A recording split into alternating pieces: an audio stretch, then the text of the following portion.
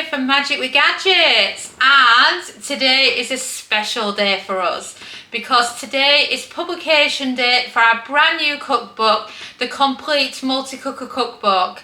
A cookbook that's brilliant regardless of if you have an Instant Pot, air fryer, slow cooker, Ninja Speedi, Ninja Foodi and such like. It's one for everyone, and I just wanted to jump on and chat about it today and what food I'm excited about from cooking in it right now. So I was grabbing my cookbook out and I was thinking about what foods are perfect for this time of year, because this is our last podcast episode before we go on a 2-week Easter break. And you know, I'm kind of thinking about all the lovely food I want to cook at Easter, all the comfort food, because we're still in the season of it not being nice weather yet, and you kind of want in the last of your comfort food before you start on your salads and things, unless you already are on your salad. I mean, that's the question. So I thought I'd get the book out and give you a run through of some suggestions. So first of all, something you might not know: when it comes to the cookbook, we have one version for the UK and another version for USA and Canada. And what's different is that the USA and Canada version, it doesn't say that it's metric and imperial as text at the bottom of the screen, like you see now. And of course, theirs is also paperback, and in the UK we're always on hardback copies. But I quite like the US version. I only normally get one copy of it, and it's the one I actually want to use the most.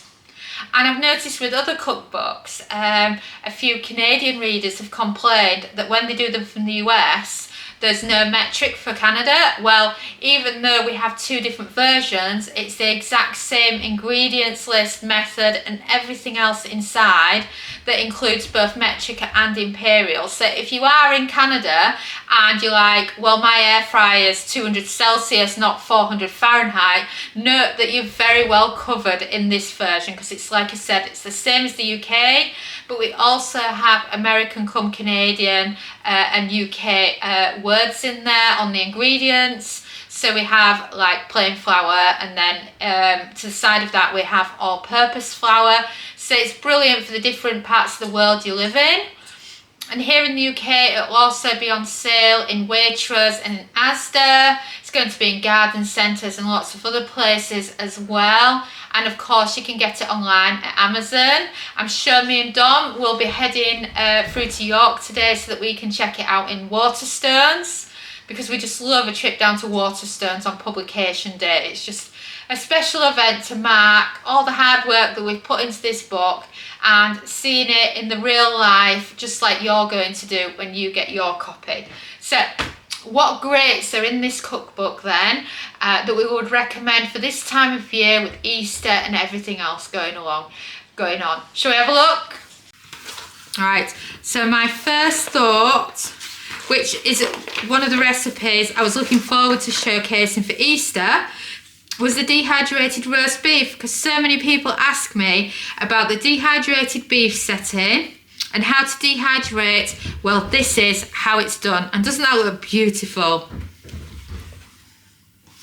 And then another favourite of mine that I was looking for is, that's all I want for on my Easter Sunday when you can't be bothered and you just want to chill, is bacon butty with some ketchup. And you'll love the hack for the way that we cook the bacon. And then also we've got a Christmas turkey crown recipe, but what's interesting here is I often buy an extra one at Christmas and store it in the freezer for Easter, because you can get them at an amazing price. So if that's you can do the same.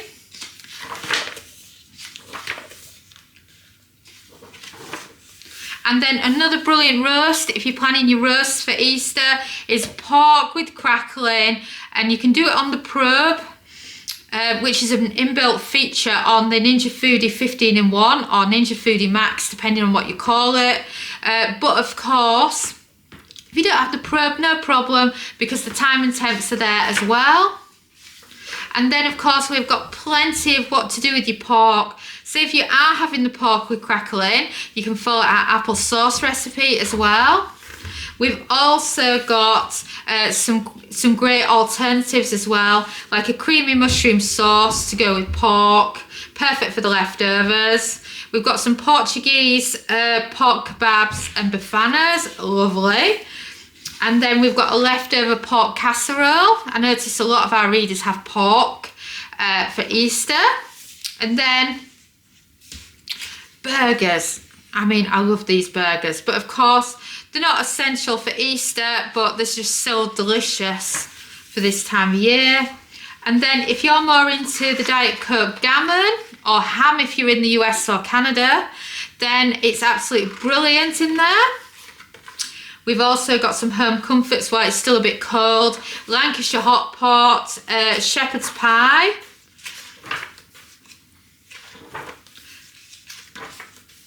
Oh, we're not ready for the healthy stuff yet, are we? And then if you've got the kids off, our kids love to make their own fish goujons. So this is a delicious goujons recipe.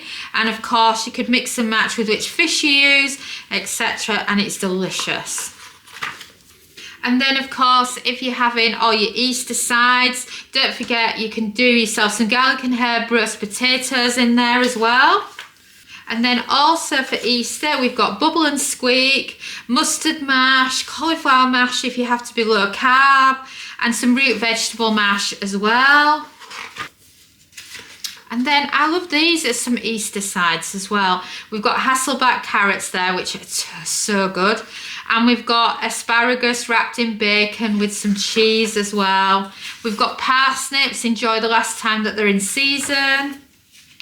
Or if you just want some comfort food, I'm absolutely loving this vegetable stew with cheesy dumplings. Perfect for if you're vegetarian and you love a stew. And then we've got a broccoli and cheddar soup. This was inspired from our trip to the US.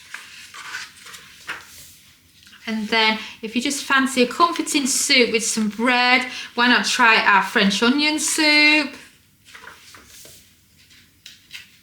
And then this was Dom's favourite soup from this cookbook, which I know a lot of our readers would like, and it's a delicious bacon and lentil soup. Oh, and then we've all had the popular lasagna soup era, haven't we? Well, it isn't a soup, it's more like a casserole, and it's topped with garlic bread. The garlic bread cooks with it. And then we have our all-in-one dinners. And that includes a delicious katsu chicken, so perfect for an evening takeaway during this time of year when you just can't decide what to cook. And then of course you can make yourself your own bread. So this is brilliant if you've got the proof setting, because then you can make yourself some nice German beer bread. And of course some Irish soda bread as well. These are brilliant for dunking and stuff at this time of year. And then for your Easter meal, how about finishing with some sticky toffee pudding or a jam sponge? And that includes Dom's delicious homemade toffee sauce. And then we had to get another cheesecake in, so we've done Biscoff this time.